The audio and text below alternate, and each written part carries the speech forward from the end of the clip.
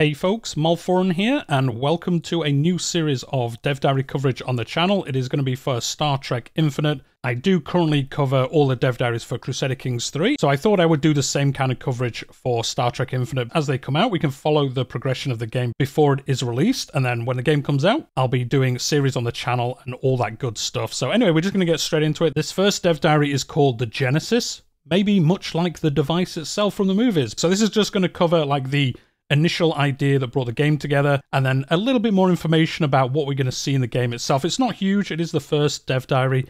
We will obviously get a lot more information as we build up to the release of the game. So yeah, here we go. The idea. Every game starts with an idea, and for Star Trek Infinite, the idea was to recapture the feeling of the Star Trek strategy games of the early 2000s, and if they do manage to do this, it will be awesome, because a lot of the comments on that video I released the other day was saying, I just want Birth of the Federation or Star Trek Armada to come back. And this is basically what they're saying here, but in a bit of a twist. An important part was not to just remake Birth of the Federation or Armada, which is unfortunate because they were fantastic games. I mean, they still are fantastic games. Go play them. They are really good still. They still hold up quite well. We wanted a game that captured the feeling of playing these older games, a modern take on the concept that they had, stories and gameplay from the Federation level perspective.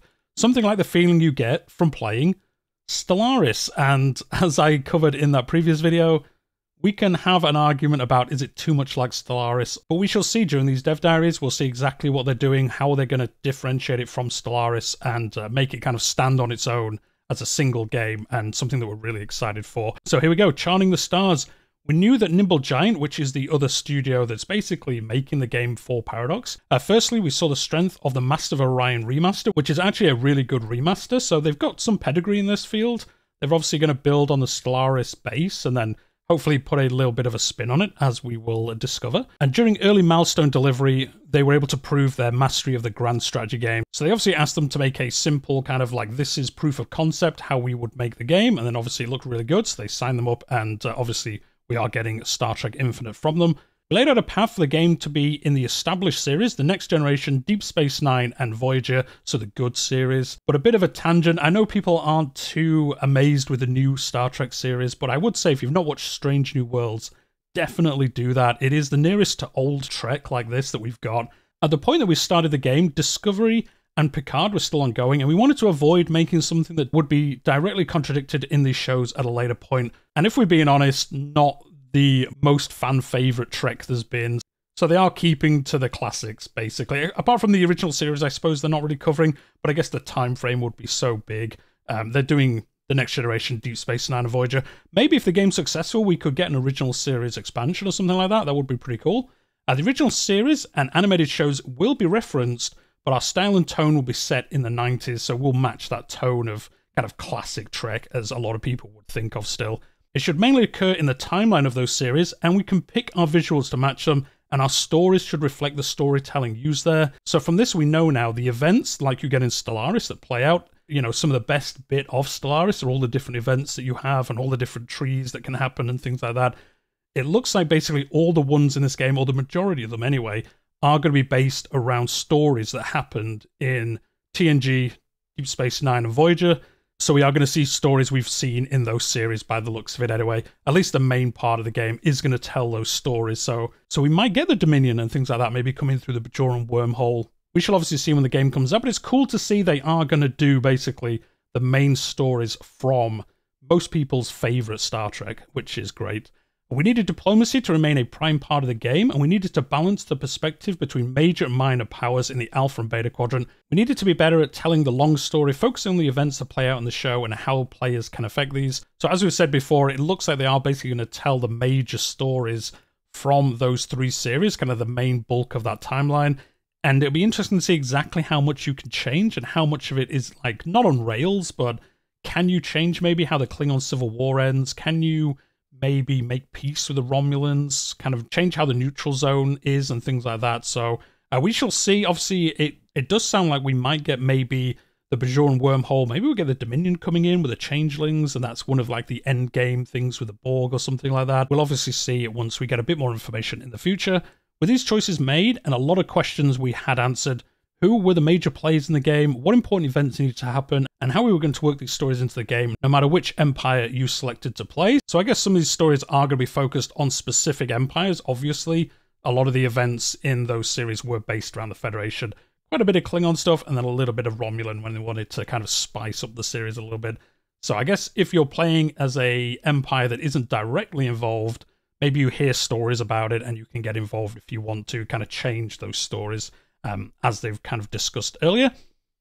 Turbulences and triumphs. The Trek universe is huge, and we really needed to focus on what stories we wanted to tell and what could amplify these and not distract us. Should we have fallen empires like Takon, Talosian, and Iconians? No. These could appear in stories, but making these a faction with their own faction would not improve our stories. I do kind of agree with this, although they could always add these in as those endgame threats like you do in Stellaris. You have the fallen empires that come back and try to take over the world, and you all have to kind of group up and try to defeat them.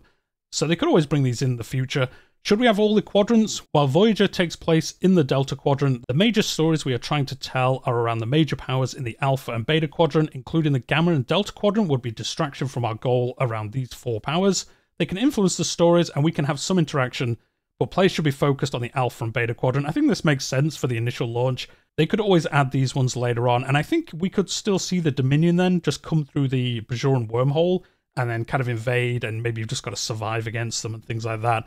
And then you can defeat them and kind of push them back through and get the gods to close that wormhole up, as they did in the show. And then obviously, if they did do a Gamma or Delta Quadrant expansion, they could update that system and make it a little bit different. But we could see a TOS expansion and bring some earlier stuff into the game, and we could see a Delta Quadrant expansion and kind of retell the Voyager story through the Delta Quadrant. There's a lot. I mean, it's Star Trek. There's so many stories they could do in the future if this game is a success. Did we pull it off? Well, they believe they did, and they were lucky to get this confirmed when they started doing previews. So I haven't obviously seen the game myself. We've just seen what's been released publicly, but I have heard quite a few people have played the preview and were pretty impressed with it. So we will see, obviously, once they show a little bit more of that off.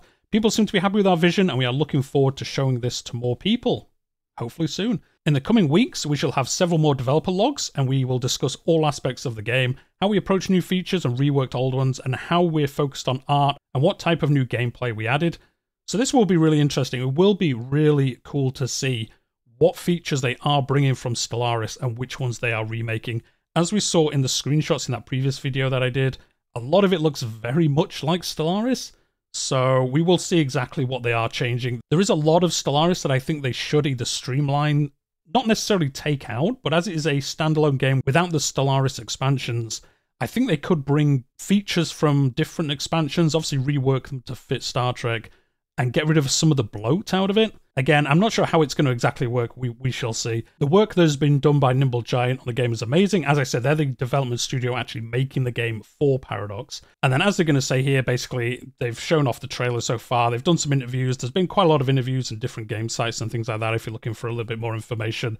And they're going to be giving content creators access to the game. Sadly, not me, but many of your favorite ones probably will get some access to the game. Maybe they'll be showing off little parts of it in the coming weeks. And yeah, that's basically it for this first Dev Diary, just kind of showing off how they came about making the game. So I'm going to be covering them every week. If you've enjoyed it, make sure to hit that subscribe. I do cover other strategy games on the channel as well, but I'm going to be following this every Dev Diary. Every other bit of news I'll make a video about, because as I said at the beginning, I am actually really excited to see how they do remake Stellaris into this Star Trek Infinite specific game. And we'll be playing it at launch and seeing exactly how it all turns out. Hit that like button if you've enjoyed today's video. Discuss in the comments down below. Are you happy with the decisions they made? I think it's good to kind of narrow it down a little bit and then expand in the future if the game is a success. But for today, that is it. I shall see you in the next one.